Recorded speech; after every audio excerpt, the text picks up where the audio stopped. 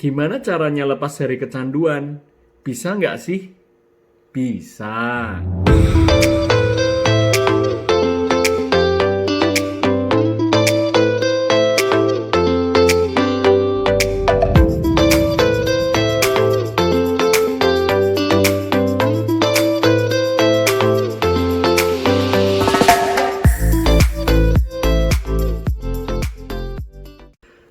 Sebelum kita bicara soal step-stepnya, ada baiknya kita mengenal apa sih kecanduan itu.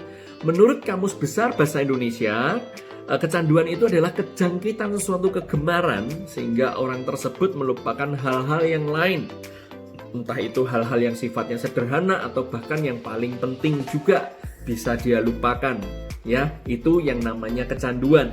Nah, kecanduan sendiri ada dua jenisnya nih. Contohnya misalkan jenis yang pertama adalah orang-orang yang kecanduan dengan pornografi, dengan game, dengan seks, dengan narkoba, obat-obatan, atau mungkin kecanduan dengan judi, rokok, ataupun mungkin bahkan mereka kecanduan gila kerja nih, cinta sama kerja, saking cintanya jadi sama kerja dia aktif terus, kerja terus, carinya pengennya kerja terus, pagi siang malam tengah hari kerja terus. Nah, ini adalah jenis yang pertama. Semuanya yang saya sebut tadi adalah jenis yang pertama, yaitu kecanduan hingga lepas kendali, ya. Sedang yang kedua, jenis yang kedua adalah kecanduan dengan kendali yang berlebihan, ya. Contohnya adalah orang yang takut kegemukan, ya. Mungkin ada satu kisah yang mungkin tidak mewakili semua orang yang takut kegemukan. Orang ini makan bersantap ria dengan keluarga, dengan teman-teman, tapi dalam suatu kesempatan dia menyendiri dan mencoba mengeluarkan isi makanan yang sudah ia konsumsi. Ya, ini adalah kecanduan dengan kendali yang berlebihan. Lalu yang lain mungkin sifatnya orang yang sangat perfeksionis, bukan perfeksionis tapi super perfeksionis. Jadi dia punya gagasan tuh, dia rasa dia sempurna. Jadi sebelum dia dikritisi oleh orang lain, dia kritisi orang lain, ya. Sebelum dia dikritisi, dia kritisi orang lain. Sebelum dia diserang, dia serang orang lain. Nah, ini adalah tipikal orang-orang yang memiliki kecanduan dengan kendali yang sangat berlebihan.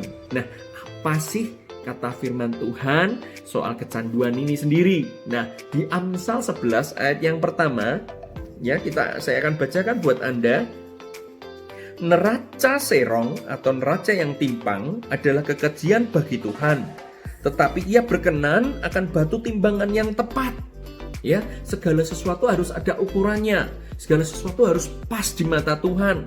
Jika kita lakukan dengan sesuatu hal dengan secara berlebihan, itu juga nggak berkenan di hadapan Tuhan. Jadi kecanduan ini bukanlah sesuatu hal yang baik di mata Tuhan. Kita perlu lepas, ya, dari hal-hal yang demikian.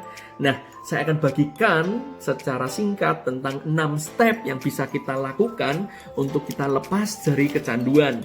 Yang pertama nih, mengaku bahwa kita tidak berdaya terhadap kecanduan dan hidup kita sudah tak terkendali. Jadi kita perlu mengaku bahwa kita tak berdaya terhadap kecanduan ini. Kita butuh ditolong oleh Tuhan, ya. Seperti dikisahkan di Mazmur 39 ayat kedua sampai ketiga dan juga Mazmur 51 ayat yang ke-6, dikatakan bahwa bagaimana seorang Daud mengaku dengan jujur bahwa dia ingin dilepaskan dari lidahnya, ya, karena tak terkendali setiap perkataannya pada masa-masa itu, sehingga dia minta pertolongan Tuhan. Dia butuh ditolong, dia mengaku bahwa dia butuh ditolong kepada Tuhan. Nah, Amsal 28 ayatnya yang ke-13 juga menambahkan nih, orang yang menyembunyikan pelanggaran-pelanggarannya tidak akan beruntung, tapi siapa yang mengakui dan meninggalkannya akan disayangi. Nah, bukankah yang dilakukan Daud adalah suatu hal yang tepat? Dan demikian pula saat kita mengaku dosa, mengaku untuk kita tidak mampu lepas dari kecanduan ini seorang diri, kita butuh ditolong, Tuhan pasti tolong, Tuhan pasti bantu, saudara. Amin. Yang kedua stepnya apa? Percaya bahwa Tuhan sanggup pulihkan kita kembali. Ya, kita harus percaya bahwa Tuhan sanggup pulihkan kita. Ingatkah Anda pada kisah tentang si bungsu, ya? Dia ingin foya-foya, dia hidup ingin berlimpah-limpah, ya, pengen seneng-seneng, ya, warisannya dihambur-hamburkan dengan segala sesuatu yang berlebihan, sesuatu yang tidak berkenan di mata Tuhan. Dan endingnya dia terpuruk di dalam kekurangan yang dia alami, sehingga dia datang kembali. Dia tahu bahwa dia butuh diampuni, dia butuh bertobat kembali ke rumah Bapa. Meskipun dia punya perasaan bahwa wis aku nggak perlu jadi anak lagi, nggak apa-apa, yang penting aku diterima di rumah Bapa. Tapi lihat reaksi papanya beda, reaksi ayahnya berbeda. Saat ayahnya melihat si bungsu mendekati area rumahnya, dia mengenali betul ini si bungsu yang dia rindukan, yang sudah terhilang. Sehingga sang ayah menyambut dengan luar biasa. Dia mungkin saya ilustrasikan mendekati anaknya dengan antusias yang luar biasa, berlari-lari. Dan lihat dikatakan mengenakan jubah kepada anaknya. Jubah yang terbaik, saudara. Cincin dikenakan juga pada jari-jarinya, lalu diberikannya sepatu. Bicara soal apa sih? Bicara soal sang ayah ingin anaknya mengembalikan status anaknya sebagai anak sang raja. Demikian pula Tuhan dengan kita. Saat kita kembali pada Tuhan, mengakui setiap ketidakberdayaan kita, Tuhan rindu dengan cepat sekali ingin merestorasi hidup kita dan mengembalikan kita ke pusat rencana Tuhan. Amin. Yang ketiga, step yang ketiga, memutuskan untuk melepaskan kecanduan. Ya, kita harus lepaskan dan menyerahkan hidup kita kepada Tuhan Yesus Kristus. Amin. Nah, di sini saya akan bacakan di Ibrani 4 ayat yang ke-14 hingga yang ke-16. Dikatakan Yesus sebagai imam besar. Karena kita sekarang mempunyai imam besar agung yang telah melintas semua langit, yaitu Yesus, Anak Allah, baiklah kita teguh berpegang pada pengakuan iman kita. Sebab imam besar yang kita punya bukanlah imam besar yang tidak dapat turut merasakan kelemahan-kelemahan kita. Sebaliknya sama dengan kita, ia telah dicobai, hanya tidak berbuat dosa.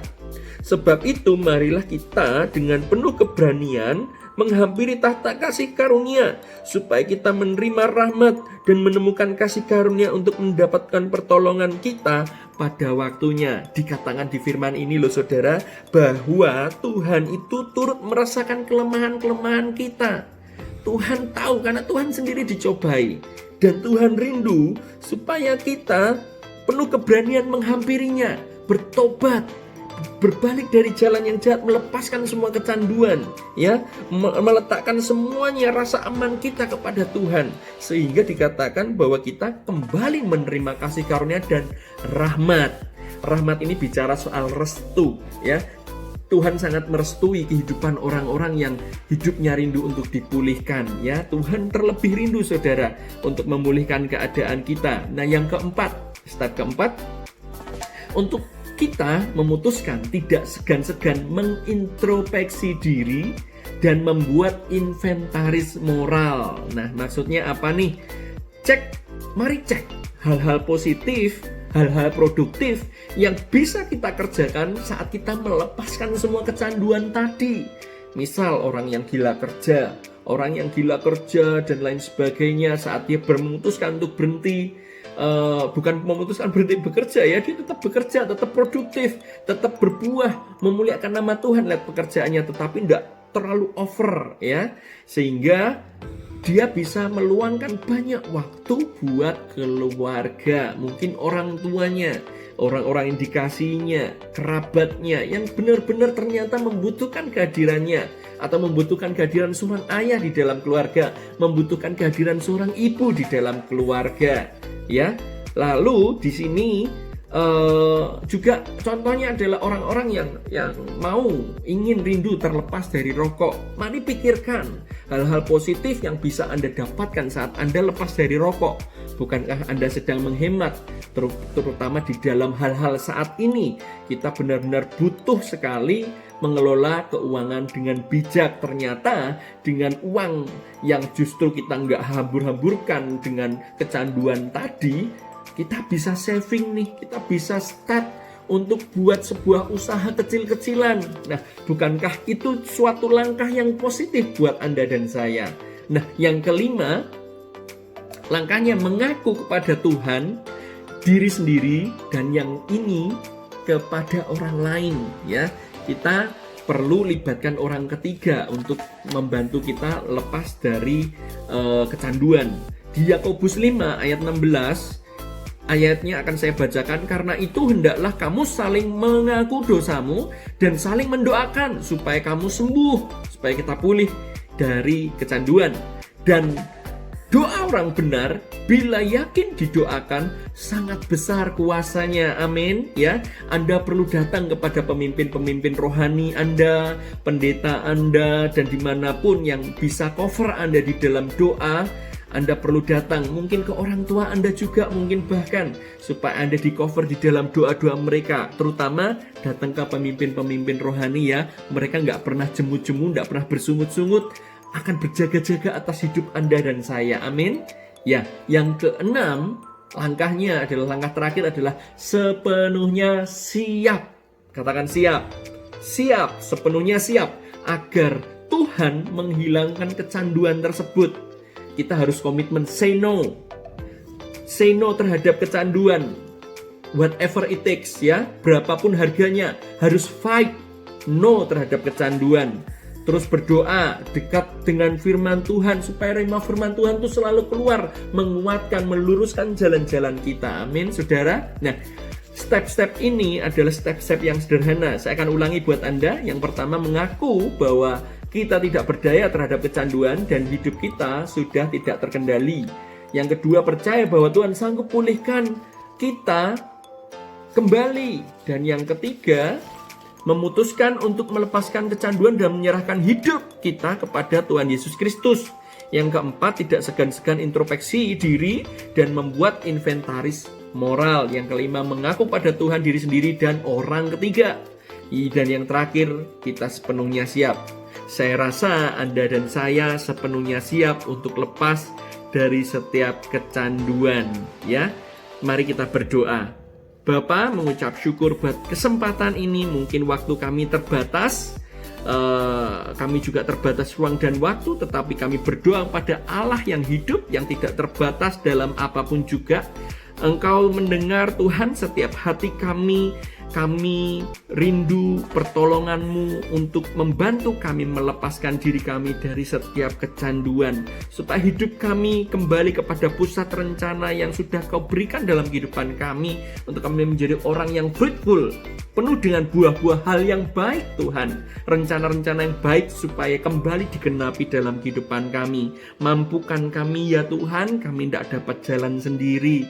Maka perlengkapilah kami dengan keberanian iman untuk kami boleh lolos di dalam proses melakukan setiap step-step yang kami terima pada hari ini. Terima kasih ya Bapa, perkenanan-Mu terus ada buat setiap orang-orang yang mendengarkan sharing kami pada hari ini. Terima kasih ya Bapa, kebungkus mereka, kebungkus hamba-Mu, di dalam nama Yesus kami berdoa dan mengucap syukur.